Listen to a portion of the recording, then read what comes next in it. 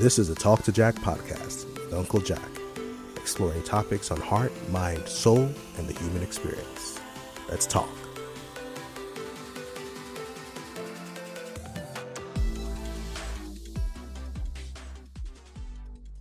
Hey there, everyone. Welcome to another episode of the Talk2Jack podcast. I'm your host, UnkuJack, here to talk to you again.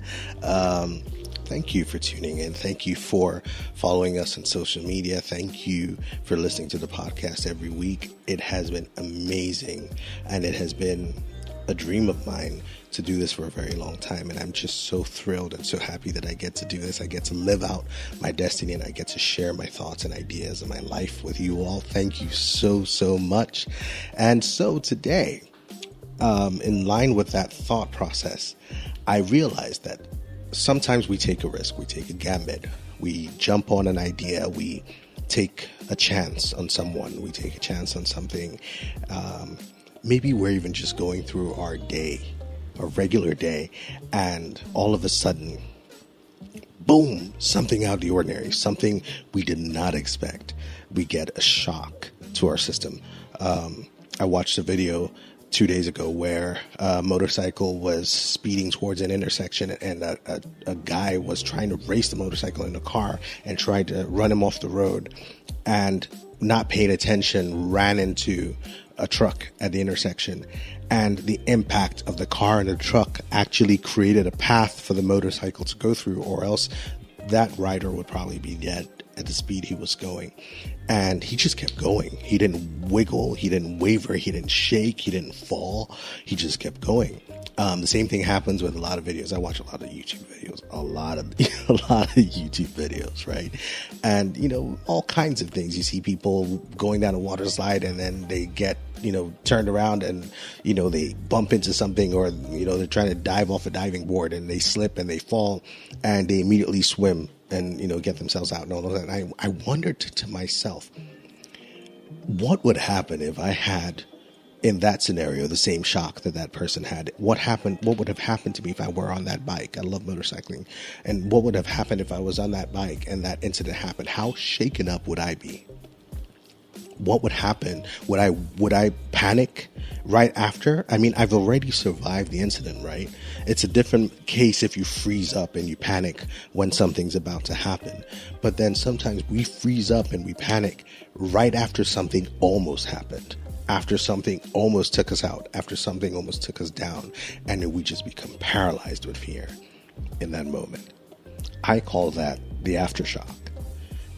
In an earthquake, when an earthquake occurs, there's a rumbling and there's a trembling, and it's usually big, and everything rattles and everything shakes, and everybody, oh my God, oh my God, oh my God. But in several cases, a few minutes later, a few seconds or a few minutes later, or even an hour or two later, you might have a little less of a tremor, or a little less of a shaking, and the ground would shake and things would rattle a little bit, to a far less degree than the initial earthquake. And it's called an aftershock, a residual quake, a residual wake of the initial earthquake that, still ripples through the earth and causes, to a much lesser degree, a shaking of the ground.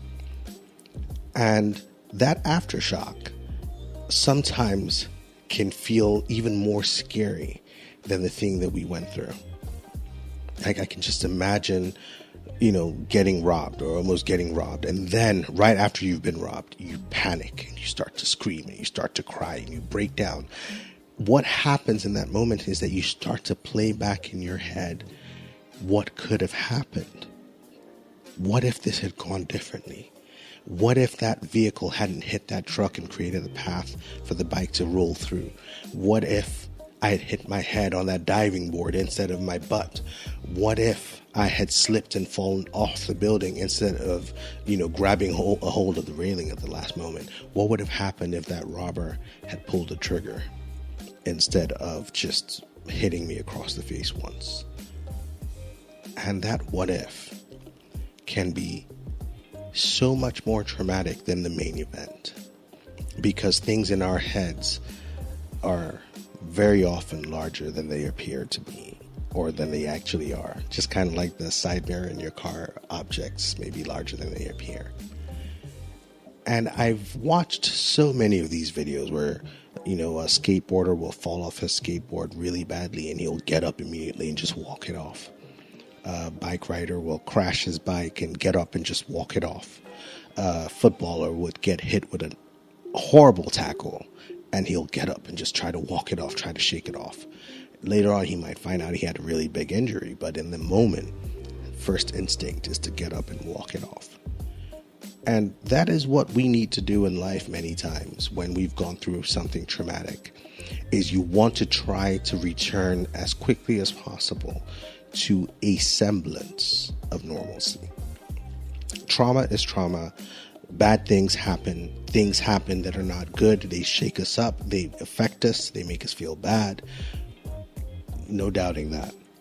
But the worst thing that can happen to us in those moments is, while we take cognizance of what just happened, is to add to it, to recreate what if scenarios in our heads of what if it had gone worse, what if it had been worse, what if it had gone badly, what if this had happened and what if that had happened. And by doing that, we add on to the trauma and we create a state where we're paralyzed now in fear and in shock. What you want to do, as much as you can, is to breathe through it, is to walk it off. What you want to do is to try to remind yourself that normal exists outside of that moment of trauma, because it was a moment out of many moments of normalcy. And if you can help yourself to breathe through that, to power through that moment, to walk it off, then you are more likely to get to a state of openness to healing, of openness to receiving healing, of openness to getting past the trauma, than if you fixate on it and you magnify it and you make it bigger and bigger and bigger. Please note, I am not belittling trauma. An earthquake is still an earthquake. It's still big. It's still scary. It still happened. I'm not asking you to ignore it. I'm saying don't live in it as much as you can. Don't make it bigger than the thing that actually happened. Don't magnify it. Don't add on to it. Don't stack it up. Don't make it bigger than you. As much as possible, acknowledge it. It happened. It is what it was. But normal still exists for me. And I will not allow that thing to do more damage than it has already done. And so I will walk it off. I will breathe through it. I will shake it off. I will remind myself that normal exists. And I will power through. Anyway, that's my thought for today. We do offer professional coaching services and personal coaching services. And if you find yourself in a situation where you're struggling to get past that moment of trauma, if you're struggling to let go of that moment of trauma, you're struggling to get beyond that moment of trauma, and you find that you're even more paralyzed by it now than the actual event, give us a shout. Send us a DM at UnkuJack, UnkuJack, on our social media platforms, Instagram, YouTube, Facebook, LinkedIn. You can also check us out through our website at jackandi.com. That's JACKANDI.com.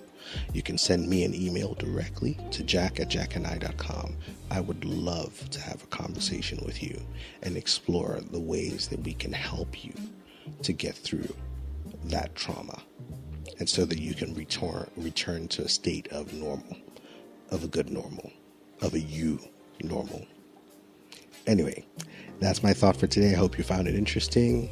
Stay safe. Everybody do great. You will do great. And as always, be inspired. This has been the Talk to Jack podcast with Uncle Jack. Tune in next time for another episode.